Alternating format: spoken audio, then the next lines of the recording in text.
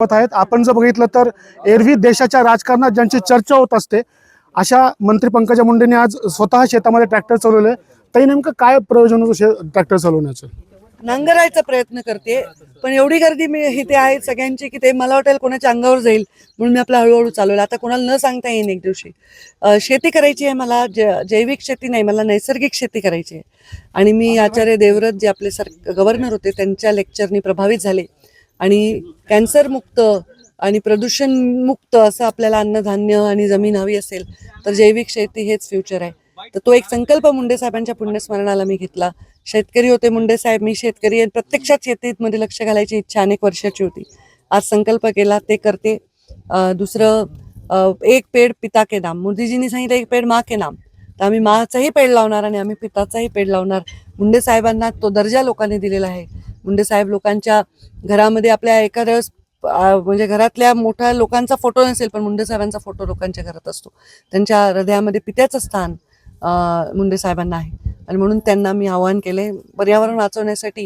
हे आव्हान लोक आम्हाला, आमचं बघून लोक चार गोष्टी करतात। जर मी एखादी गाडी घेतली लोक गाडी घेतात, मी एखादा नंबर गाडीचा लावला मी घेतला, आता मी इलेक्ट्रिकल व्हेकल घेतली लगेच लोक इलेक्ट्रिकल व्हेकल घ्यायला लागले। तर जे आम्ही करतो ते लोक त्याचं अनुकरण करतात, तर ही चांगली गोष्ट आहे। याचं अनुकरण लोकांनी करावं अशी माझी अपेक्षा आहे। आपण जर बघितलं तर एकीकडे शेता म्हणजे जे जमीनदार लोक होते ते पुन्हा वापस जमीन विकून शहराकडे चालले होते, मात्र आता अलीकडच्या काळात पुन्हा शहरातील लोक शेती करायला लागलेत। त्यांना काय सल्ला असणार आहे? हे खरंच असं होत आहे की लोक आता जेव्हा नोकरी धंद्यासाठी पोटाचे खळगे भरण्यासाठी गेलेले, काही वेळानंतर चार पैसे कमवून आपापल्या गावाकडे जायला लागलेले, तिथे राहायला लागले। चांगलं फळ भाज्या, चांगलं वातावरण, बिना प्रदूषण जे पण आहे, एवढ्याशा खोलीत शहरात राहण्यापेक्षा 2, 4, 5 खोल्याचं छोटंसं टुमदार घर बांधून राहणं पसंत करत आहेत लोक, खेड्याकडे वळत आहेत। भविष्य मला वाटतं खेड्यांमध्ये आहे। आता नागरीकरण एवढं झालंय, त्याच्यामुळे प्रदूषण एवढं झालेलं आहे, माणसाला घड्याळाच्या काट्याप्रमाणे चालावं लागतंय आणि माणूस जीवन जगण्याचं विसरलाय। तर हे भविष्यामध्ये लोक ग्रामीण भागाकडे बघतील मोठ्या अपेक्षेने, तेव्हा जैविक शेती हा विषय फार कामाला आहे। एकीकडे शेतकरी हातबल असताना काय शेतकऱ्यांना संदेश असणार आहे? धीर धरा एवढाच, कोणी हातबल असेल त्याला धीर धरा एवढाच माझा संदेश असतो।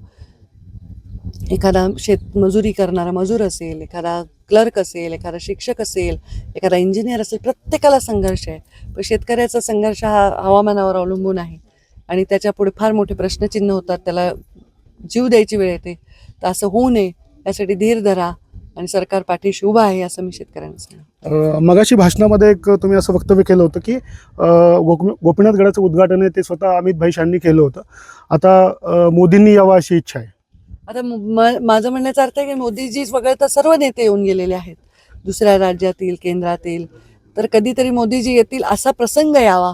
मे बी आपण जैविक शेतीमध्ये अशी क्रांती करावी की मोदीजी तिथे येऊन पाहावं की काय केलंय, तर माझी थाप मारण्यासाठी यावं। कार्यक्रम घेणं तर कोणी घेईल, पण आपण असं काम करावं आपल्या जिल्ह्याने की मोदीजींनी यावं अशी माझी इच्छा आहे। कालच राज्य शासनाने कर्जमाफी केलेली शेतकऱ्यांची घोषणा बाकी आहे, कसं बघता याच्याकडे?